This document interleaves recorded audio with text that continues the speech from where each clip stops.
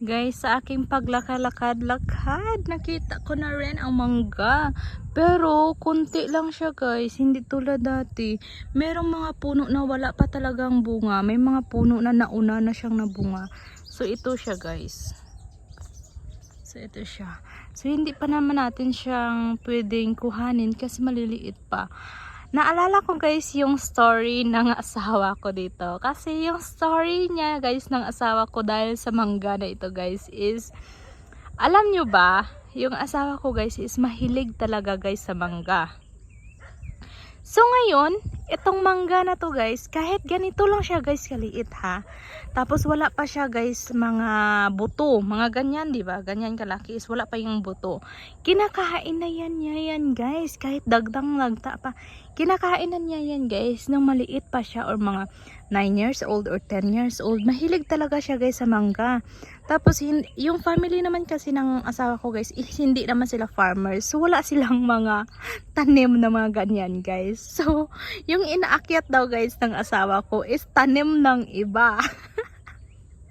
Tanim daw yun guys ng iba. Inaakyat niya na mangga. Tapos kumakain siya. Tapos dinadala niya sa bahay.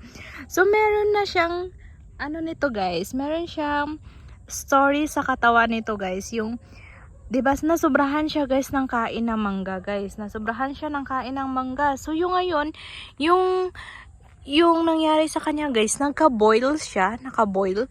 Yung parang alam niyo yung parang kati-kati siya guys. Tapos lumaki siya, tapos pumutok. Parang ganon. So kailangan siyang operahan siya guys. Yung kate na yun na tumubo sa katawan niya. Parang bandang puwet niya yata yun guys. Parang ano ba tawag sa atin yun? Basta so sobrang kain niya ng mangga guys is nagkaguroon siya ng kate.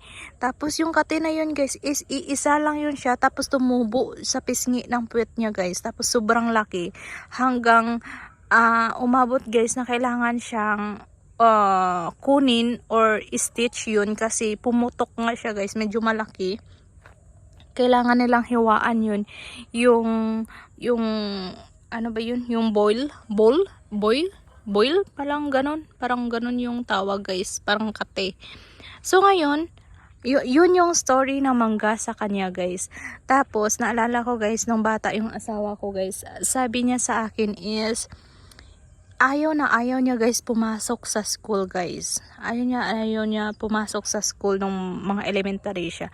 Yung ginagawa daw ng tiyuhin niya guys is binabalibag daw siya guys papuntang school. So parang binubuhat siya guys, tapos parang tinatapon na siya ba? Parang tinatapon na siya basta magpunta lang siya sa school. Yung ginagawa naman ng asawa ko guys is ano siya, bumabalik siya. Payat kasi dati guys yung asawa ko nung kabataan niya. So, ano siya guys, binubuhat siya tapos tinatapon siya tapos iiyak siya. Ayaw niya kasi mag-school guys. Gusto niya lang kasi manguha ng mangga. Kasi paborito niya yung mangga. So, hanggang one time guys, ayaw niya pumasok, diba? Kahit pinapalo na siya, kahit anong gawin sa kanya, ayaw niya talaga pumasok. Parang spoiled talaga siya na bata, guys. Hindi naman siya spoiled, parang kung ano gusto niya, yun lang talaga gugustuhin niya, guys. So, yung nangyari, guys, is nalaman yata ng tiyuhin niya, guys, na gustong-gusto niya pala yung mangga. So, yung ginawa yung tiyuhin niya, guys, bumili rin ng mangga yung tiyuhin niya, guys, ng 1 kilo. Tapos pinabaon sa kanya guys. Ang saya-saya na guys ang asawa ko. So yung ginawa ng asawa ko guys, dinala niya yung 1 kilo na mangga sa school nila. Yun yung baon niya. Sobrang paborito niya yun guys. Yun yung baon niya guys papuntang school. So nag-school na siya no. So punta-punta na siya ng school. Hindi na siya pahirapan hindi na siya pahirapan na dalhin sa school kasi siya na lang yung kusa. So hanggang one time guys, ito pa rin, mangga pa rin guys yung story natin. Kumuha ako dito guys ng mangga. Nung time na yun, season yun guys, siguro mga around May, mga May or April siguro yun guys. Marami ng mangga na nakasabit dito guys. O marami ka na makikitang mangga guys na pwede mo siyang kunin na malalaki na siya.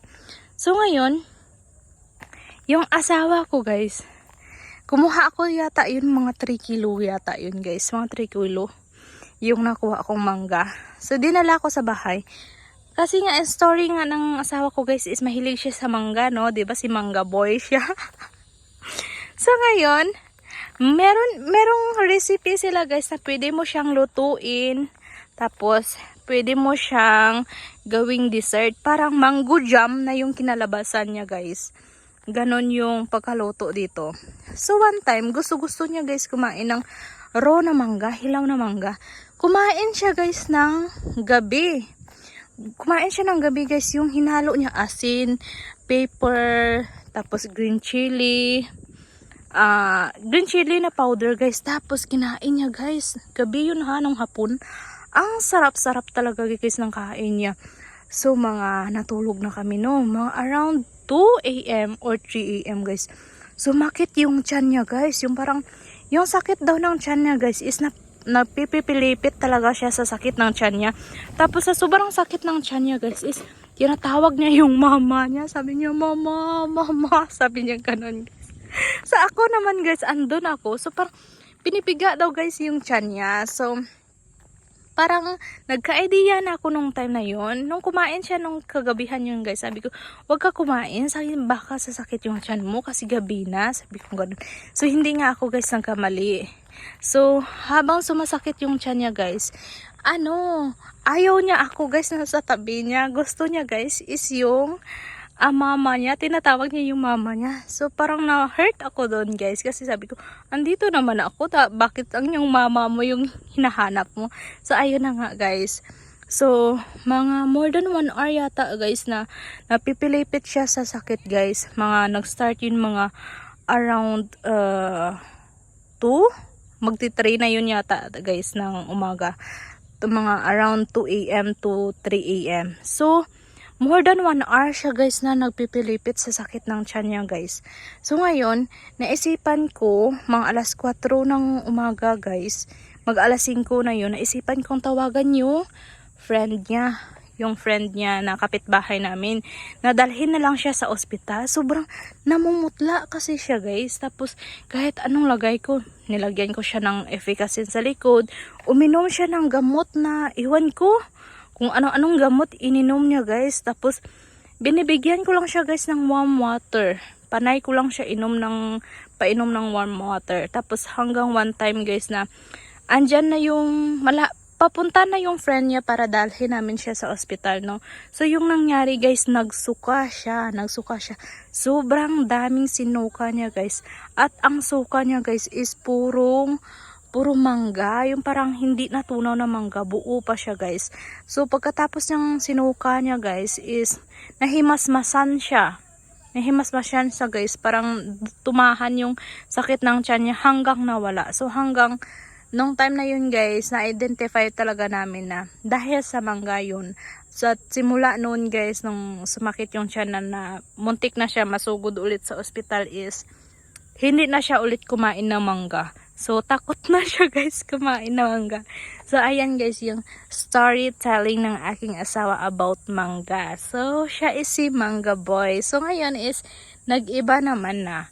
Hindi na siya kumain ngayon ng hilaw na mangga kapag gabi. Pero, minsan guys, kumakain din naman siya ng mangga pero umaga. Or minsan, pero hindi na siya masyadong ganun ka-addict sa mangga guys. Hindi tulad talaga dati. Kasi nga, sa nangyari sa kanya. So, nadala na siya. So, ayun lang guys for today's video. Bye!